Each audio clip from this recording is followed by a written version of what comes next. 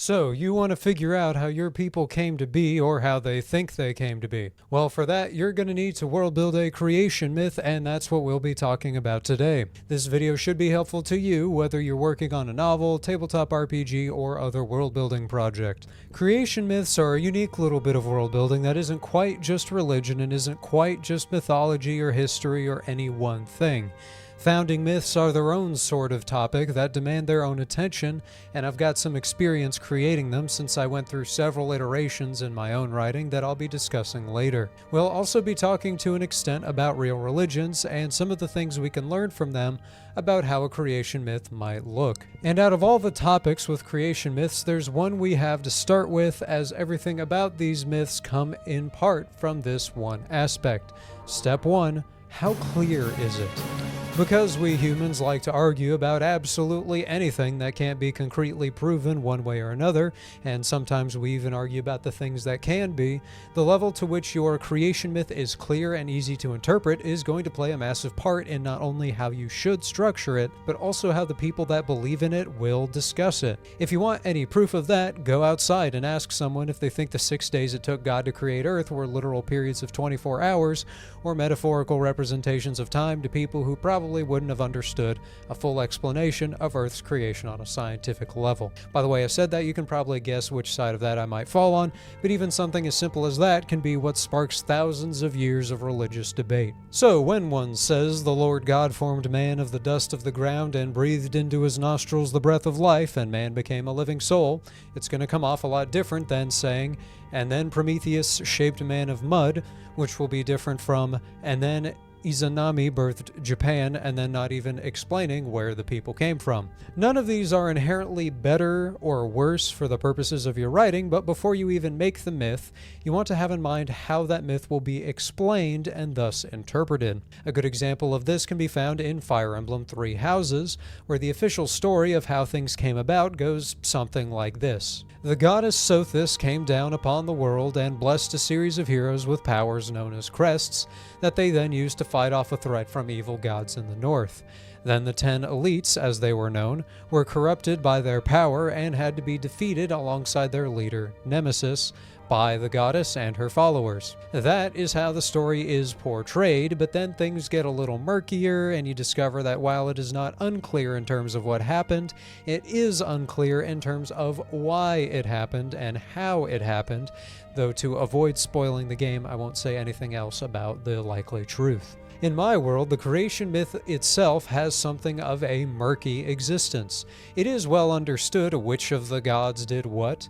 The Mother created life, the Soul Father breathed spirit into them, and the Farseer gave them their minds and curiosity, but the exact wording of such a thing essentially only exists from the mouth of Auridian, a messiah figure who came thousands of years later. While original texts that may depict the exact details do exist and are even in the possession of religious authorities, they cannot be read as they were written in a time before a monumental societal collapse that saw humanity lose its immortality that it used to have, and fall from the perfect grace of a time before evil and corruption. Thus, the language that these texts are written in is almost, if not entirely, untranslatable, as most of those who spoke it were wiped out immediately, and as languages changed over the centuries, only the vague memories of what had been known beforehand could be passed down, up until the revelations of that Iridian guy anyway.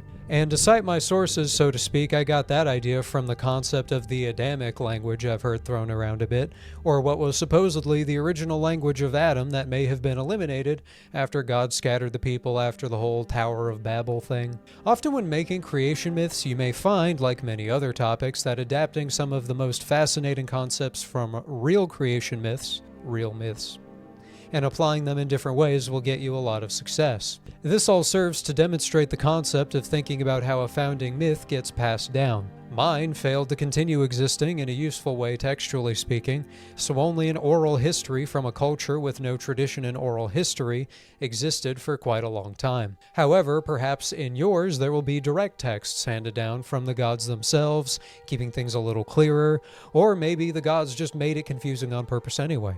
Alas. Anyway, that brings us to step 2, the founding myth and its purpose.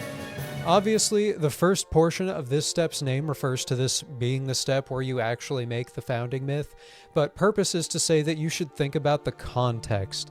Why did your gods make the people that worship them? The answer to this doesn't even have to be known by the characters in the story, but it should at least be considered on your end. In the Christian tradition, the answer is also kind of complicated. Was it for God's glory, for companionship? It's not given a one-and-done answer necessarily, but we do know that some of it has to do with love, as one of my favorite verses says, "For God so loved the world that he gave his only Son, that whoever believes in him should not perish but have eternal life. For God did not send his Son into the world to condemn the world, but in order that the world might be saved through him." That's useful for our purposes here simply because it doesn't give a direct answer on why people exist, but it does give something. It's a motive for this driving godly force that even if it doesn't explain existence, it does explain a little bit about why things might be the way they are or why things are said the way they are. And ultimately having that kind of mystery going around where things are clear but also have a lot of questions is generally the whole thing that even keeps theology as a concept a continuing to exist thing. So I recommend having some things clear, some things less clear. Now, despite how much I'm talking about it, I'm not here for a Sunday school lesson. It's just one of those things where most creation myths are pulled from some way or another from the Bible or other religious texts. So in understanding those religious texts, you'll have a better understanding of kind of what's going on, what the thought processes are, and that sort of thing. So what do you want to do in terms of the actual myth itself? Well, the myth exists more or less to answer questions, relevant questions, that is, of the type that might state those "why are we here?" and "what are we supposed to do?" kind of quandaries. Those indeed start our list of questions you should answer in your founding myth, or if you so choose, not answer consciously. Number 1 is who is God, or who are the gods? Number 2, what do they do? Number 3, why and how did they make the world? Number 4, why and how did they make people? Number 5, what are we supposed to do now that we exist? And then optionally, you might also want 6, why do we have free will, or are we subject to fate? And 7, assuming this is the case in your story, why are we separate from the gods and what happens when we die? From this point, you essentially just run down the checklist, get your answers, and then write a story of what happened. So I'll answer these questions for my own world. 1, and this is a little long, so I do apologize. My gods are the Eternal Flame, the Frost Heart, the Tide Weaver, the Evergreen, the Farseer, the Mother, the Soul Father, the Radiant, the Midnight, the Forge Master, the Storm Maiden, and the Sanguine. Number 2, the Eternal Flame created and gave man fire and passion. The Frost Heart created winter to protect the land from invasion and gave man courage. The Tide Weaver created the oceans and waterways, then filled them with marine life, and he gave man serenity. The Evergreen created nature and animals and gave humans generosity. The Farseer created the human mind, the Mother created the body, and the Soul Father the soul, as said earlier. The Radiant created light and the sun and gave humanity a sense of justice. The Midnight created darkness and the moon and gave humanity wit. The Forge Master created mountains and metal and gave humanity diligence. The Storm Maiden created storms, as you might guess, and weather in general, and gave humanity a sense of righteousness. Then the Sanguine created death and is the Lord of blood. He's the reason for that collapse I was talking about. Number 3, all of these gods, the divines, were products of a force of creation known as the Salvation, or Insar Thron, which itself was the creator of the world, though the divines shaped it. Number 4, the Salvation spread its deities, which there were a lot more than just the divines, around the world and told them to create life, and so the divines did as instructed. The Sanguine was corrupted by Itriagesh, or the Cataclysm, the sort of force of darkness and corruption to the Salvation's light and goodness. And the Sanguine being corrupted came a bit later. With number 5, well, that's the trick. Things got messed up and now nobody can hear the words of the divines, and so the Church of Iridian chases immortality, hoping to find purpose in returning to the way things once were, even if they have to do a lot of bad things to chase that immortality. Number 6, another one theologians are unsure of in universe. The Farseer and those with his magic can see the future, but those futures are subject to being changed through having seen them, so it's a little complicated. And then with number 7, Well, since the Sanguine went and messed everything up, nobody has any idea what happens when they die, but it's presumed they return to the Mother, or maybe the Soul Father, though he's in some sort of near-dead stasis. It's all a little unclear. I know that was a lot of information, but it's organized and answered concisely within these questions.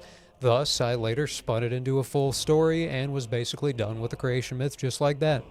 Your answers might vary wildly depending on the type of religion you're going for and the rules of your world. Warhammer has some other good examples for us, and those from 40k and fantasy are different in ways that are useful for our purposes today. In 40k, you have the Imperial Creed, which is not a particularly coherent religion, and though it isn't necessarily incorrect, it does lie a hell of a lot. It claims that the God Emperor of humanity has always been the venerated God of humanity, and in an amusing twist, it isn't so much his own providence that isn't known. Those with the proper clearance know the Emperor came around a bit before the 30th millennium, but instead it's the actual concrete history from before then that is essentially lost to time. So in a way, it is true that the Emperor has been some form of in charge for all of known human history, but those are some significant clarifiers there, as he was not venerated as a god at first. He was actually very explicitly against that, and he definitely was not in charge for the vast majority of humanity's existence, and yet this is the claim the Imperial faith goes for. Because of that, it doesn't have very solid answers to most of the questions.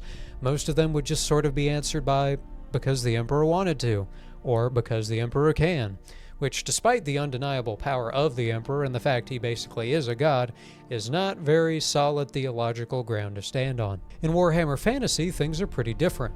Most of the gods people actually worship aren't actually thought to have been the ones who created the world, mostly because they didn't. Both of these Warhammer settings were actually created by a group of big frogs known as the Old Ones, but in 40k they are almost unknown, whereas in fantasy, while not exactly common knowledge, are sorta known about. For this reason, most of the gods' worship and creation myths are based around old folk tales, or in the case of Sigmar, the best of them in my unbiased opinion, he was a historical figure who ascended to godhood after being a pretty cool guy for quite a long while, and so, because he isn't claiming to have created the world, but does have the power to help his followers, which is something his worshippers claim, he's on a much more steady footing in terms of theology. This is all quite a deep cut, but I hope it makes sense.